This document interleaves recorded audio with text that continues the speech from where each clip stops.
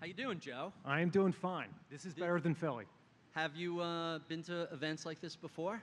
Yeah, but not on the beach. Not on the beach. Yeah. So I'm going to skip your bio and Please. CV. If you do. don't know who Joe Davis is, he's chief economist at the Vanguard Group. He's been there for more than a few years. Yeah. His new book just came out. All the proceeds are being donated to charity and hit the bestseller list. What's the title of the book? Coming into view. Coming into view. So there's so many different ways we could go with Joe in terms of a conversation because he's more than an economist. He's somebody that looks at the factors that drive markets, that drive economies, focusing on innovation. And if there's never been a better time to be looking at innovation, this is it. So before we get into the fun technology parts, let's just have you put on your chief economist at Vanguard hat and start with the state of the economy. Friday, we had a really punk labor report, 22,000, seems borderline recessionary. There's been a number of softening labor reports. At the same time, inflation seems to be ticking up. What are your thoughts on the state of the overall economy? How well are we doing? Where do we go from here? Well, I think we're at stall speed in the labor market, Barry. Again, if you recall, just a few months ago, we were somewhat surprised that the economy was having more resilience and momentum than what we were anticipating, because we were anticipating this uncertainty tax, the tariffs, significant uncertainty for businesses, and we were expecting the labor market to actually stall. And we actually have amazing indicators because we're a 401k provider. So when we know, we probably have a larger data set than the Bureau of Labor Statistics, which is actually advantageous now. And we saw a slowdown in hiring for some time. What are those indicators below the non-farm payroll well, level we that you're have, looking at? and we'll disclose them to the public, but as a 401k provider with auto enroll, you know whether or not people are being hired because they have new workers. And it's a pretty remarkable sample, right? Because we don't have one Starbucks, we have all Starbucks because if you manage their 401k plan. And so it's just another way to look at. But bottom line is we're at stall speed. And it's now corroborating with the weakness that we've seen. But we were head scratching a few months ago. Now we're not head scratching. So it took a while for the impact of these policy changes to be felt. You haven't used the R word recently, the recession word, but Wall Street generally has been wrongly expecting a recession. Stocks and bonds down double digits in 2022. Where's my recession? 23, no recession. Market did great. 24. And it seems like people almost forgot about, all right, I guess we're going to stop predicting recession. And suddenly, the economy seems to be slowing. Where is Vanguard in the odds of a recession, Q4 2025 or the first half of 26? Well, they're still pretty low. I mean, you mentioned 2022, and that was a tough time too, because many, including ourselves, were worried about a recession. But that's where you have to look at, not only where's demand in businesses and consumers, but what's so-called the supply. Like, what's the labor supply doing? Are we getting a lift of new entrants or a lack therein? Because that can really distort things. And that's where we're at now. We're in a bizarro world, probably for the next 6 or 12 months. We've had a material slowdown in immigration, which is not a surprise, but you got to calibrate that. So, I mean, expectations are we're going to be flat here from a job growth perspective. So it's going to generate, we could still have another negative payroll report or two, yet not have recession. And typically those two are associated one and the same. But because you have a break even that's very close to zero, it would be a surprise to us if we had a recession. Now, what you would look at, why we think it's more of a stall speed and not a genuine recession, and the Federal Reserve will talk about this, will be that you're not seeing the firings go up. You're seeing just more of a stalling in hiring. And you're still seeing decent wage growth. Now, they could change, but this is consistent with our thesis for some time that we were going to see a labor market crack from the uncertainty we saw 6 months ago, and then that would bring the Fed, the Reserve, into some easing. And that's now what the bond market, I think, is expecting. I've seen some data suggesting 2025 will be the first year ever to see a decrease in U.S. population. How does that fit into the labor market? And is that hiding weakness? Are people still feeling, I couldn't find people during the pandemic and I got to hold on to good people as long as I can? Well, again, I think there's two things. One is there's been a clear cooling in the labor market. I mean, I want to be clear. Even though the break-even rate is lower, you ask the average 25-year-old, it's not as rosy as it was 3 years ago. And you see 10% unemployment for 25-year-olds? You see it in the data. But nevertheless, at the same time, is you have to control for these other supply forces. I mean, those factors, by the way, Barry, explain 80% of the soft landing in 2022. The Federal Reserve is only 20% of it, and we bring a lot of data to bear to get the supply and demand side. We know it's important, but the Federal Reserve, the economists, respectfully, they tend to hold these things constant, and that's actually the mistake, and it can give you an edge in an otherwise difficult exercise. I mean, what my team and I are trying to do is risk manage. You know, we're the risk greatest, and we do not see the recession as like a greatest risk. Something else would have to occur. So stall speed, but what is that, 0.5% GDP? Is that what we're looking at? No, I think you can get higher.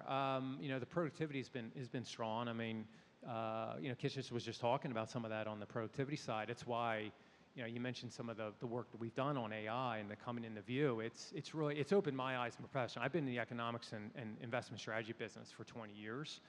You know, I have the privilege of leading one of the largest research teams in the asset management industry. We have over 100 people. And we spent 3 years looking at AI, looking at these other forces, including demographics, and it's really opened our eyes to what the outlook is, not just for the next 6 months, Barry, which tends to have a lot of focus, but for the next 3 to 5 years. And the conclusion we came to last year, which is why we felt compelled to write the book, is just there's an 85% probability that over the next 3 to 5 years that most consensus surveys are wrong. Like 85% probability. So you can think about to the upside. You think there's more upside than people realize? I can tell you the consensus, the Federal Reserve forecast. We have very difficult time generating it. So it is tilted towards the upside. We're either going to get 1% of growth or 3%. I wish it was clear one or the other. I think it would make talking about this on stage easier. Mm-hmm. But there's ways that you can navigate this future. Depending upon, like you don't have to pick sides, but I can tell you it's been eye-opening to us. We are not going to get the sort of view. It's 90% of the economists, which, you know, if you had asked me 6 months ago, I was in this survey. 3 years, 5 years out, what's growth or inflation? I would say 2%, 2%. 90% of economist strategists say the same thing. It's reasonable, but it's only when we bring data-driven framework to bear, and we spent 3 years doing this, it's opened our eyes to where the risks are, and AI's on one side, and the demographics and our debt levels, given the aging of society and Social Security, Medicare, is on the other, which is why this tug of war, you cannot generate the Federal Reserve forecast. It's very difficult to generate. So before we get into the details of the upside of AI, I just want to touch a couple of bullet points that's making this such a challenging environment to see through. How much of this is policy issues? And I don't want to talk partisan politics, just objectively, what has been the impact of tariffs? Are they really a tax on the consumer? What's been the impact of DOGE and government layoffs? And how sort of stuck in place are CFOs looking to lay out a CapEx budget for the next 6, 8, 12 quarters? Well, you know, that's why I focus on this phrase, uncertainty tax.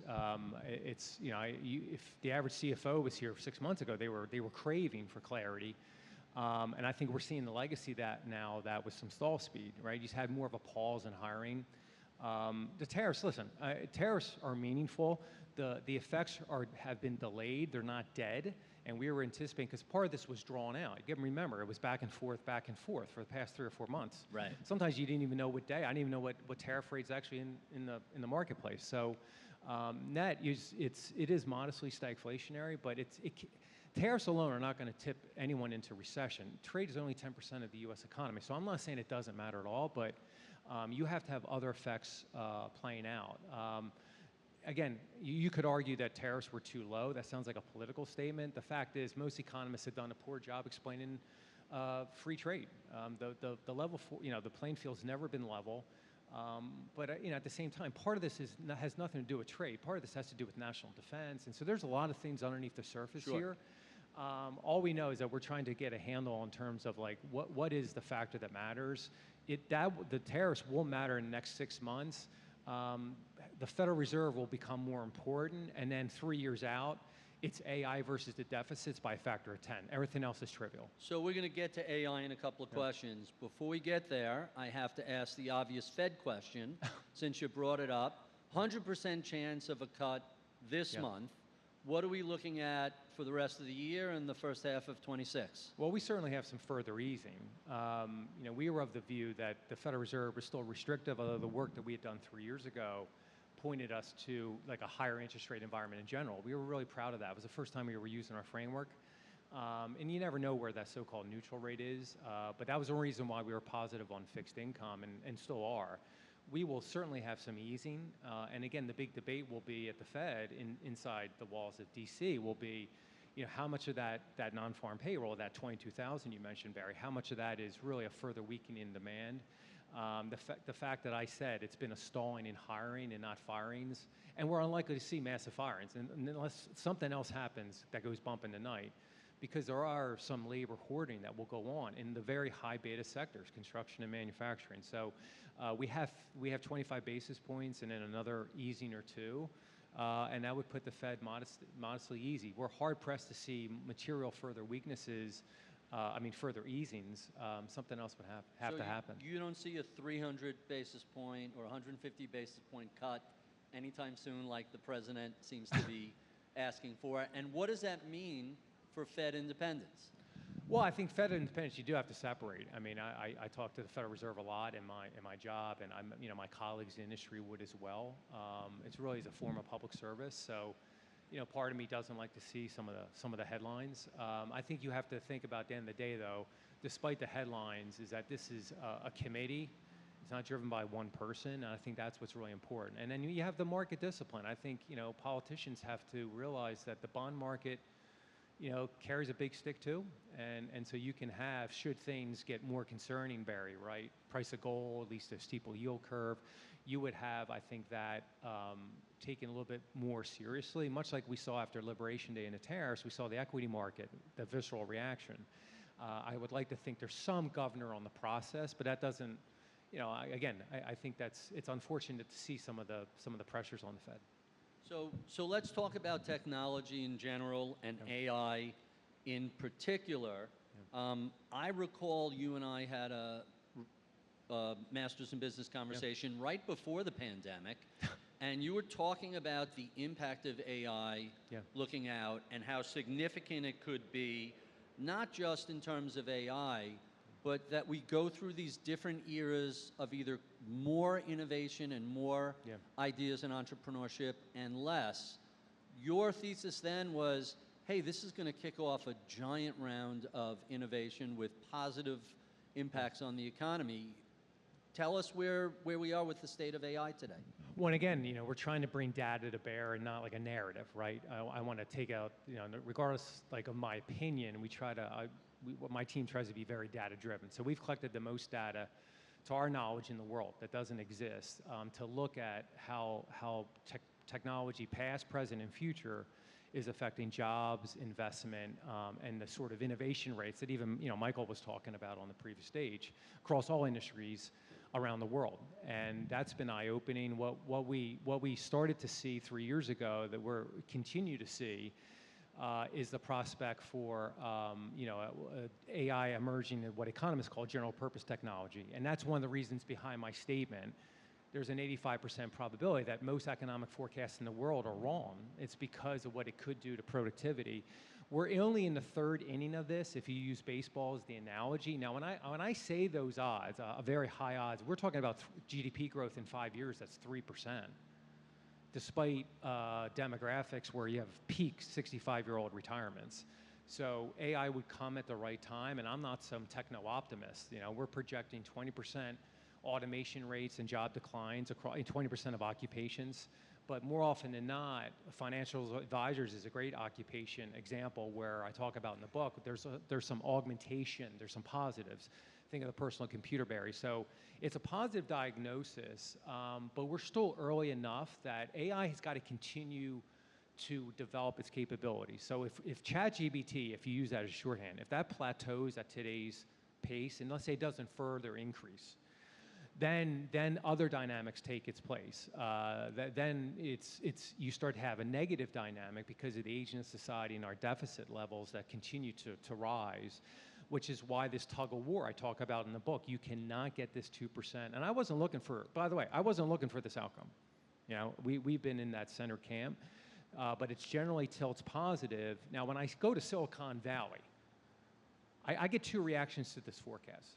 When I go to Boston and MIT and Harvard, they'll say they're very skeptical on AI generally, the best leading minds. They're saying, why is this transformational ability as high as you have? We have like 60% odds of this scenario. Of course, when I go to Silicon Valley, they're like, why isn't it 100%?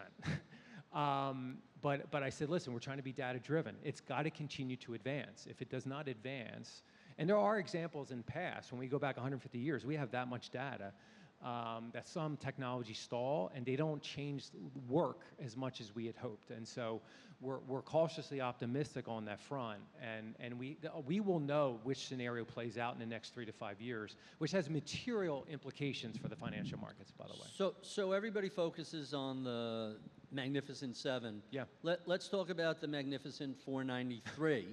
The rest of the S&P 500 or the rest of the Vanguard total market.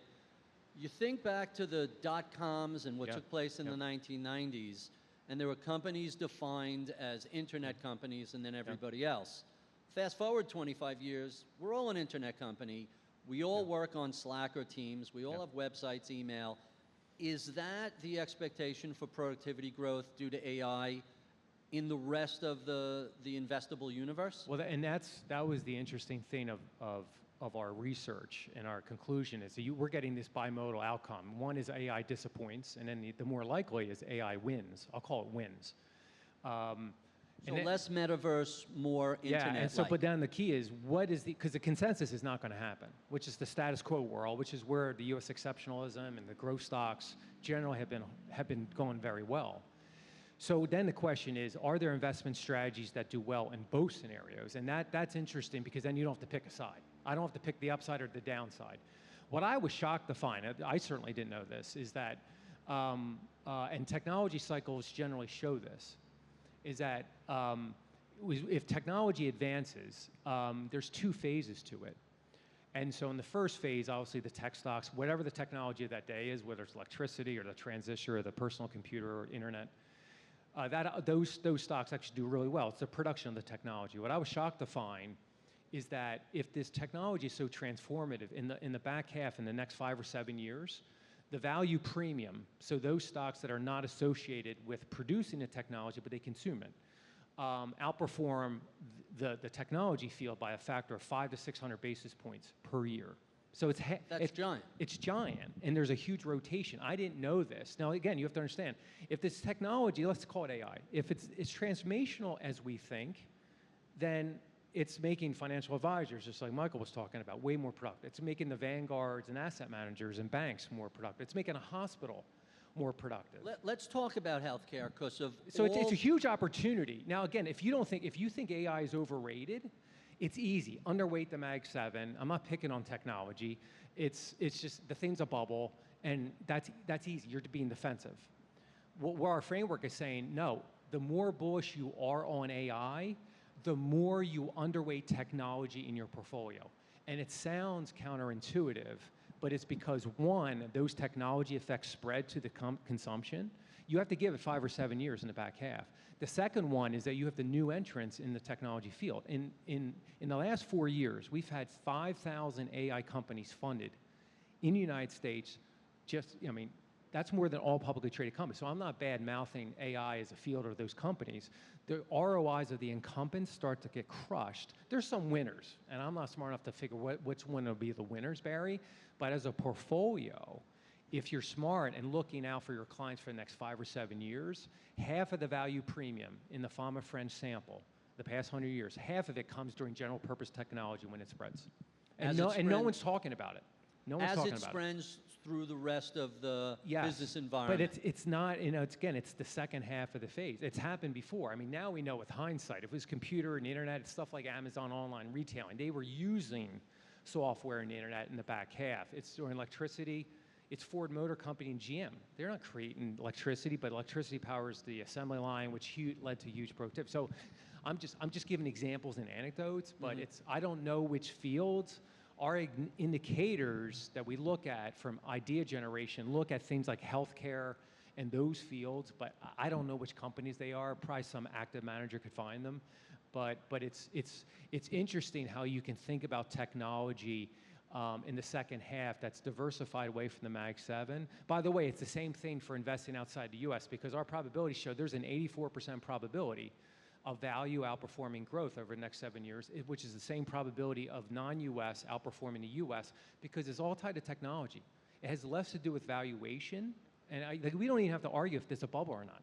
You don't have to make that argument. All you have to do is look at how technology has affected investment cycles when these revolutionary or transformative technologies emerge, and it's pretty eye-opening. So the automobile, the computer, electricity, the internet, and now AI, there has been a lot of investor pushback or maybe just disappointment in value as a factor. We're 15 years on now. So what is it going to be, what is it going to take to get the average investor who's done so well with technology, be it the NASDAQ 100 or the S&P 500, both driven by big tech firms, how is that transition going to take place amongst the investor class to say, we're going to now embrace value because that's where the upside of AI is? Again, I'm not a financial advisor. I'm not a fiduciary on someone's portfolio like many in the crowd are. I think something I would be offering is running our investment strategy group is to say, start thinking about, and if you've been overweight tech, like congratulations, right? I wish I had been more tech forward for the past 3 or 4 years. I would say, start thinking about playing defense. So if you've been on offense, start playing a little bit of defense.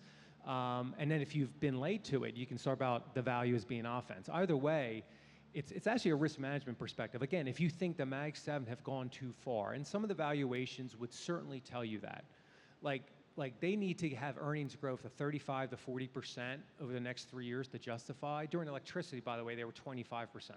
So you're talking about pretty heady expectations, but let's say we hit it.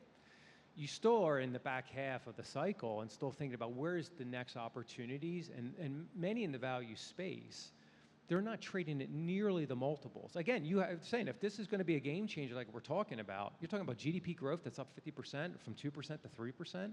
You're going to start talking about areas of the market that have lagged for some time, because we're going, what, 15 years on. I'm saying is you don't have to make a valuation bubble argument. You can just make, no, this is actually consistent with AI being transformative for your clients, and start thinking about how it's going to be used to increase profitability, new revenue streams, so forth. That's the exciting part that I haven't seen many talk about. So you mentioned valuations. One of the pushback of putting money to work today is the stock market is pricey. Yeah, sure, profits are at or near record highs, but the multiple is very rich. How do you look at the value side of the market? Is it pricey or is it attractive here? Again, I think it's more attractive. I mean, we're projecting, again, with a range, you're projecting over the next 5 years, like on the value side, you get historical returns, yet we have, fairly lower returns for the overall market. That's code word for saying the rotation from the technology to value. We're not going to time it. I don't think anyone will be able to. And it's not just a simple mean reversion. I mean, again, I see a lot of mean reversions out there. Sometimes I think it's the most dangerous. It's the most powerful force in finance. If something's high, it's going to revert down. Mean reversion. Still waiting for the steam engine and other belt companies. Japan, it's going to revert. It's right. like it's the most powerful force in finance. It's also the most dangerous. I see it with interest rates, because what mean are we reverting to? Corporate profitability is higher today, and so we try to control for it. I don't know if we have it exactly right, Barry, but I keep coming back to a high odds of the exceptionalism ending from the tech side, and it's not like a pessimistic statement. Sure, if you're pessimistic on valuations in the Mag 7, that's easy. You don't need our data-driven framework. What was eye-opening to me is it's true even if you're more bullish on tech. And that gets pretty interesting, because now you're saying odds are tilted in your favor on a risk management perspective. And then if you're more pessimistic, you would overweight fixed income just given the real yields, and you're still earning some nice carry. But that would be for those in the crowd that are like, listen, this has gone way too far. It's a little bit like the late 90s. We're not prepared to say it's like that, but some of the charts would say maybe we're not 99, but it starts to feel like 96, 97. The irrational exuberance speech was It's December 96. A little bit. The funny thing is that, like, the technology isn't. People say, oh, when they hear bubble, like economists speak bubble, I'm hesitant to use that word because that implies everyone's foolish and they're not smart. Like, that's why I don't like the phrase. I don't like the word. Because I wouldn't make that argument. I think people are trying to say this is an uncertain technology and how do I deploy capital? But you don't need to make that statement in terms of whether it's irrational or not. All I know is that you have opportunities and that the opportunity set changes over the second half of the investment cycle. So in some of your research in the book and other conversations we've had, you've discussed idea accelerators as a key driver in the economy. Let's look beyond AI, and I just want to run some sectors that I don't think most people think about day to day. Material sciences, oncology, agriculture and plant sciences, genetics, genomics. How significant can any one of these sectors be to the economy over the next decade or Well, two? that's what you're mentioning. What Barry's mentioning is what we were trying to do several years ago is, first of all, is globalization in retreat, because that implies higher inflation world. And we have, obviously, the tariffs now. This is even before a second administration of President Trump. And then also, given AI, what are going to be the new industries, applications? Because AI becomes a platform. That was our diagnosis 5-6 years ago. What we did is we looked at effectively every idea being generated on planet Earth that we have data for. So there's billions of ideas generated over the past 7 or 8 years. And we looked at where ideas were coming from, and they're effectively their root source. Kind of like, think of a family tree. So it's billions of data. And what that showed us was two things. One is AI was going to lead to, more likely than not, some productivity. It leads commercial or GDP by 5 to 7 years out, believe it or not, because these are like patents, these are like academic research, stuff in the lab. And then we started seeing pops. Like in the late 80s, if I wish I'd had this real time, in the late 80s, you start seeing pops around things that I now know as personal software. It doesn't tell you what company, but it tells you fields that have a high energy intensity, which means there's an excitement in new discovery. And so when we apply those odds, we started using them 3 or 4 years ago, Barry. Barry is mentioning the fields that started to pop. AI is the platform, but you started particularly seeing things around like health, like oncology, pharmaceuticals. I don't know which drug is going to be discovered. It actually pointed some of the things that are now like GLP-1s and all that stuff. I didn't know at the time. I'm not a medical doctor, but that's also tied to what I said before in terms of parts of the market like healthcare, right? Not nearly the multiples. Again, an active manager would have to say company A over company B. I just don't know it, but it is pretty exciting. Those fields jump out in some of the financial, service fields jump out. Healthcare for sure. And then other fields in finance. And again, if we're going to get growth, that's going to accelerate. The fact is, in our framework, we have the largest data set in the world. What was shocking to me is it's the lack of automation that has pulled down growth in every developed market and China for the past 15 years. It's the lack of automation. So people are scared about automation with AI. The fact is we don't have enough of it in a service-based economy. So education, healthcare, business services, finance, very low. People are working hard. I think we're all working hard here, beach aside, but we're working hard, but nevertheless, it's like we don't have enough lift, so I think that is, we shouldn't be as scared about automation unless, AI merges with robotics, then we're talking about that's a supernova type event. So in our last minute, you mentioned China. It seems that our trade relations around the world are changing. China is finally coming into its own as a credible economic competitor to the U.S. How does this play out going forward? What are we looking for from China, and how are we going to just change up our economy in response to them? Well, from an economics perspective, and having been at China so many times, what I think the economist community at large underestimates is how technologically advanced they are. I hear some, what I would frankly call biases. Oh, they make more lower value-added products. In fact, some of the diagnosis in this idea multiplier you mentioned, Barry, and we looked at it, half of the U.S. innovation actually comes from ideas that were actually generated in China. So globalization is not slowing down in the broad dimension despite the tariff rates. So that's generally positive. The only thing why China is working so hard on AI and automation and robotics is they have such a demographic headwind in front of them. They're going to lose the size of 2 United States over the course of by the time my children are like my grandparents' age. So it's a massive demographic headwind. But I think they'll be generally successful in navigating that. This sort of great competition between us and China is not ending anytime soon. But I think we underestimate how technologically advanced they are, which is why we're going to continue to see some of the debates on the tariffs, because underneath the surface is other things that aren't related to tariff rates. Really, really fascinating stuff. Thank you so much. Let's hear it for Joe Javis, thanks. Chief Economist at Vanguard Group.